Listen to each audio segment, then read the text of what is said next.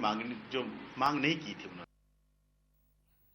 और चलिए सीधे मुंबई का रुख कर लेते हैं। हमारे साथ हमारे संवाददाता विकास मिश्रा वहां से जुड़ गए हैं। विकास, इस वारदात को कई घंटे गुजर चुके हैं, क्या किसी तरह की कोई कामयाबी पुलिस के हाथ लगी है? जो कामयाबी है वो फिलहाल नहीं लगी है, लेकिन करीबन 5 से 6 लोग हैं जिन्हें डिटेन किया गया है, जिनसे पूछताछ जारी है। उन्हें आसपास के जो पवई, हिरनंदानी और चांदीवली इलाका है वहां से पूछताछ के लिए उठाया गया है। और जो क्रिसिल हाउस था, जिसके डीमार्ट और क्रिसिल हाउस के बीच की सड़क पर यह घटना घटी, जो क्रिसिल हाउस में सीसीटीवी मिले है उसे खंगाला जा रहा है। उससे उन्हें पुलिस का दावा है कि कहीं ना कहीं कोई लीड मिलने की आशंका जरूर है, क्योंकि जैसे ही जिस रोड से ये जो 4 अपराधी बताए जा रहे हैं जो भागे, वो उसी रोड से भागे जिस रोड पे वो सीसीटीवी था। और जो आई विटनेस ने जिस तरीके का डिस्क्रिप्शन दिया हुआ है, उस तरीके के डिस्क्रिप्शन के जो लोग हैं उसे सीसीटीवी में खंगाला जा रहा है। और कहीं ना कहीं एक जो मुख्य लीड है वो सीसीटीवी से जुड़ा हुआ है। और अगर सीसीटीवी से कोई लीड मिलता है तो जल्दी मुंबई पुलिस का दावा है कि जो 4 आरोपी हैं वो पकड़े जाएंगे। चलिए विकास, आप हमारे साथ बने रहें, आगे भी आपसे हमारी बातचीत जारी रहेगी।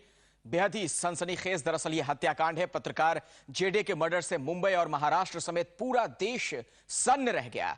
हत्या के पीछे किसकी साजिश है और कौन इस हत्याकांड का जिम्मेदार है, इसकी तफ्तीश में मुंबई पुलिस जुट चुकी है। आइए देखते हैं जी न्यूज संवाददाता विकास मिश्रा की यह रिपोर्ट।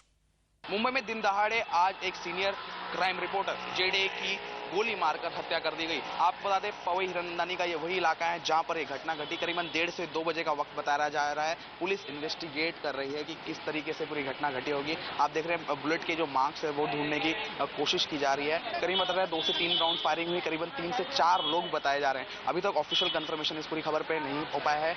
ये पुलिस वीडियोग्राफी कर रही है यहाँ पर पूरे लोकेशन की, किस तरीके से मेजरमेंट लिया जा रहा है कि पूरी घटना किस तरीके से घटी होगी। जेडे मिड डे के क्राइम हेड यहाँ मिड डे पेपर के अखबार के साथ हाल में ही उन्होंने सितंबर 2010 में किताब लिखी थी जासूसी में। अंडरवर्ल्ड रिपोर्टिंग के लिए जाने जाते हैं, जो जाने माने अंडरवर्ल्ड रिपोर्टर्स हैं, जो इन्वेस्टिगेट करते हैं, उनमें से एक थे वो।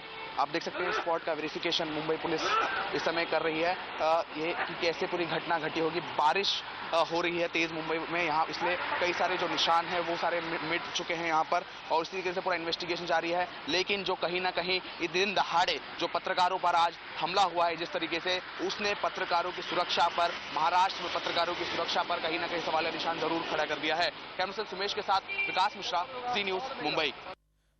और हमारे संवाददाता विकास मिश्रा हमारे साथ मुंबई से लगातार बने हुए हैं। विकास, आपने खुद मौका वारदात का जायजा भी लिया। जो अपराध को अंजाम देने का तरीका है, जो मोडस ऑपरेंडी है, ऐसा लगता है कि इसके पीछे पेशेवर अपराधी हैं। क्या पुलिस शुरुआती जांच के बाद कुछ भी कह पा रही है? देखिए, मैं जेडे के साथ खुद काम कर चुका हूं। जेडे एक ऐसे व्यक्ति थे जो अपनी पब्लिक या प्राइवेट लाइफ में भी जो फंक्शन होता है वहां पे अपनी फोटो नहीं खिंचाते थे। जेडे कभी कोई कॉलम भी लिखते तो जेडे अपना चेहरा ढक्का करते थे। तो कहीं ना कहीं जो फोटोग्राफ था, जेडे को आइडेंटिफाई करना बहुत ही मुश्किल था। जो जेडे को पर्सनली जानते थे वही केवल जेडे को पहचान सकते थे। तो कहीं ना कहीं जिस तरीके से जेडे पर यह हमला किया गया है, तो पुलिस को इस कंफर्मेशन है पूरी तरीके से कि जेडे को ये जो पूरी इंसिडेंट हुआ है उसके लिए काफी दिनों से रेकी की गई थी। जेडे का जो 2 घर है, जेडे के 2 घर है मुंबई में, वो आइडेंटिफाई किए गए थे। जेडे कब आते हैं, कहां से आते हैं, किस रूट से आते हैं, पूरी की पूरी रेकी की गई थी। और जेडे को 9 राउंड गोलियां चली हैं और 8 राउंड गोलियां जो लगी हैं, तो कहीं ना कहीं ये पूरा मकसद था कि जेडे जिंदा ना बचे। इस तरीके से उन्हें ब्रूटली मर्डर किया गया है। तो पुलिस कमिश्नर ने भी ये कहा कि कहीं ना कहीं ये ऑर्गेनाइज क्राइम सिंडिकेट का ही है, यानी कि जो अंडरवर्ल्ड है उसका कहीं ना कहीं इसमें हाथ है। कोई 1-2 या इंडिविजुअल या पर्सनल राइवलरी की वजह से यह हत्या नहीं की गई है। विकास, आपके पास हम लौटेंगे, लेकिन अगर घर की बात की जाए, किस तरीके से जेडे के घर पर मातम पसरा हुआ है, हमारी संवाददाता सोनिका तिवारी वहां पर पहुंची, उन्होंने वहां का जायजा लिया है।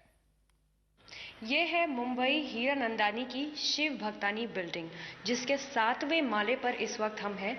और यहाँ पर इस 7वें माले पर 703 ये फ्लैट है मिड डे के पत्रकार जेडी का, जिनकी आज हमलावरों ने गोली मारकर हत्या कर दी दोपहर लगभग 3 बजे। यहाँ इस बिल्डिंग के जो चेयरमैन है मिस्टर कपूर, उनसे हमने बात करी। उनका ये कहना है कि आखिरी बार वो 1 हफ्ते पहले जेडी से मिले थे और वो काफ़ी अच्छे इंसान थे।